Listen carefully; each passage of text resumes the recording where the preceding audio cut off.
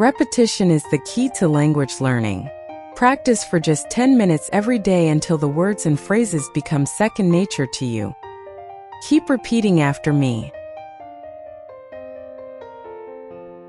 Hospital conversation after an accident with pronunciation and tones.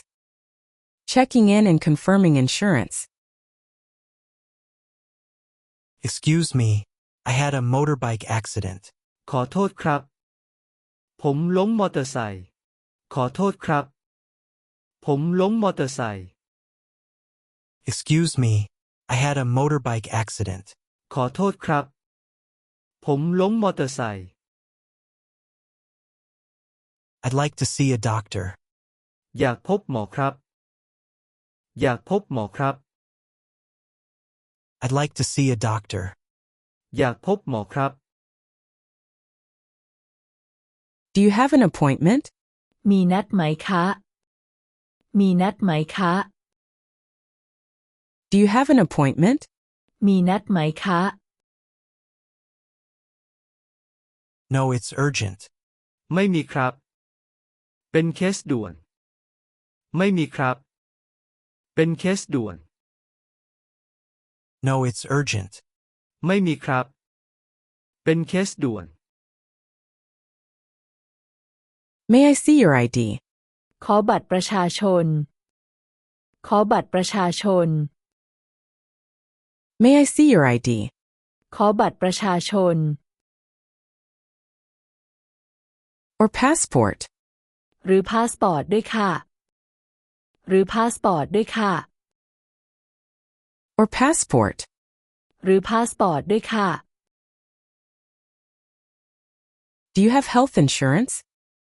มีประกันสุขภาพไหมคะมีประกันสุขภาพไหมคะ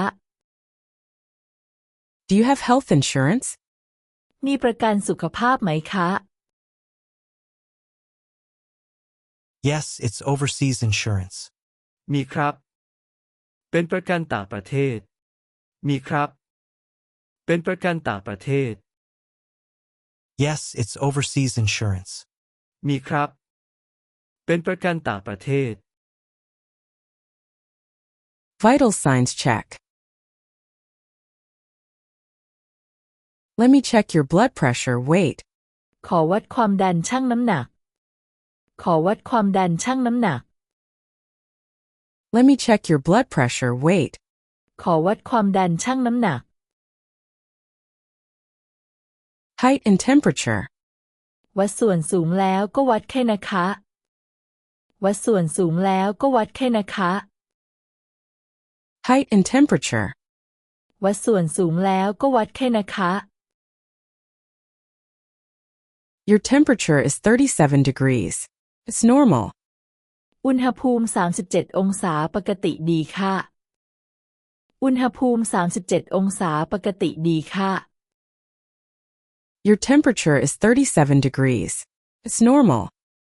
อุณหภูมิ37องศาปกติดีค่ะ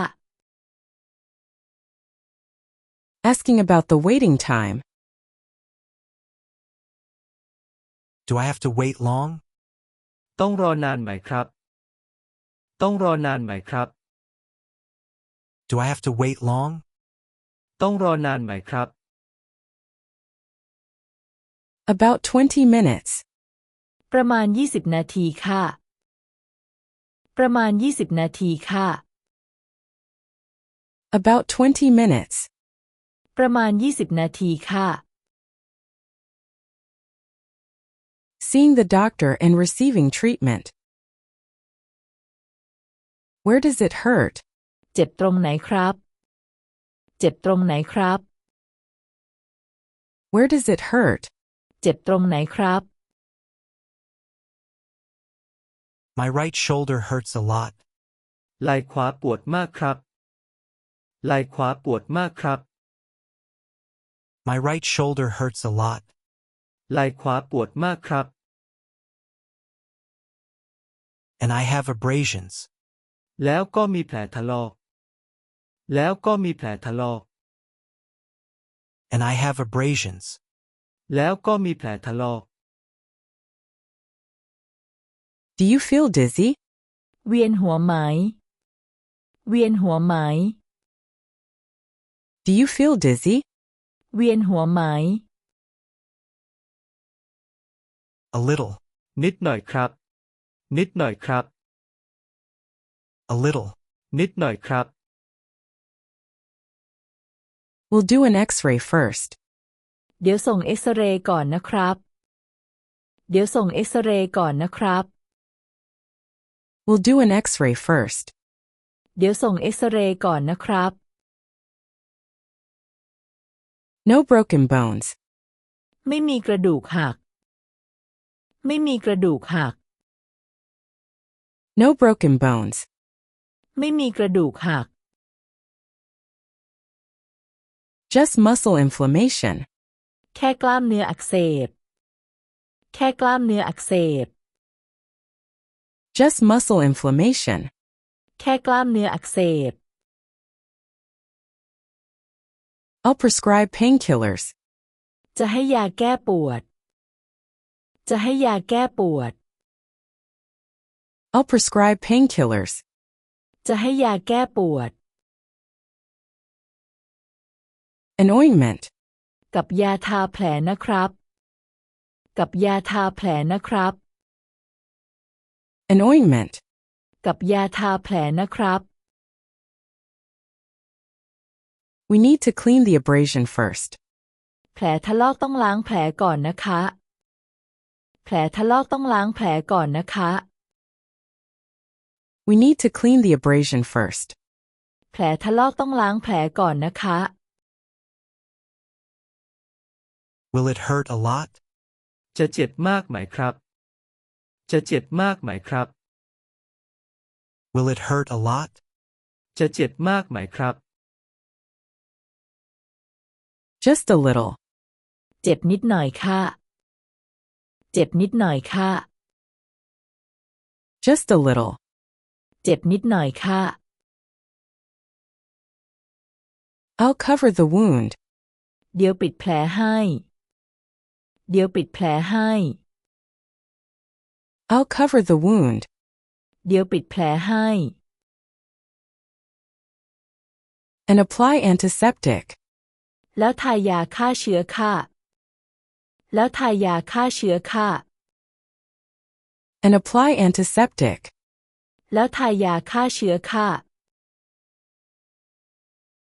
If it doesn't improve, ถ้าอาการไม่ดีขึ้น ถ้าอาการไม่ดีขึ้น if it doesn't improve, ถ้าอาการไม่ดีขึ้น come back again. กลับมาพบหมออีกครั้งนะครับ กลับมาพบหมออีกครั้งนะครับ Come back again. กลับมาพบหมออีกครั้งนะครับ Making the payment. The total medical fee is 1,850 baht. ค่ารักษาทั้งหมด 1,850 บาทค่ะ ค่ารักษาทั้งหมด 1,850 บาทค่ะ The total medical fee is 1,850 baht. ค่ารักษาทั้งหมด 1,850 บาทค่ะ Can I pay by credit card? จ่ายบัตรเครดิตได้ไหมครับ จ่ายบัตรเครดิตได้ไหมครับ Can I pay by credit card? จ่ายบัตรเครดิตได้ไหมครับ Yes. Please sign here. ได้ค่ะ กรุณาเซ็นตรงนี้นะคะ ได้ค่ะ กรุณาเซ็นตรงนี้นะคะ Yes. Please sign here. ได้ค่ะ กรุณาเซ็นตรงนี้นะคะ